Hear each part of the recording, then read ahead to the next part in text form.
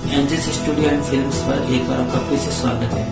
आज हम आपको एक एडिटिंग की ताकत आपको बताने जा रहे हैं कि कोई भी फुटेज बिना एडिटिंग के क्या होती है और एडिटिंग के बाद क्या उसमें क्या निखार आता है। तो आज हम आपके सामने एक ऐसे सॉफ्टवेयर के बारे में आपको बताने जा रहे हैं जो कि फ्री है और ज्यादा महंगा बड़ा सॉफ्टवेयर नहीं है, जो अपने साधारण सेटअप पे भी चल सकता है। उस सॉफ्टवेयर का नाम है फिल्मोरा।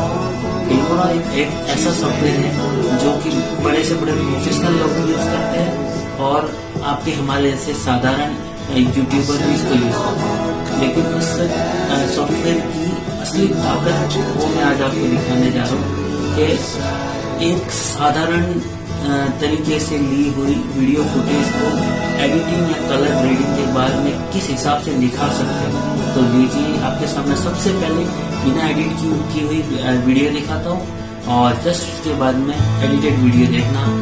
और कैसी लगती है आपको वीडियो पूरा देखने के बाद अंत में कमेंट सेक्शन में कमेंट जरूर करना।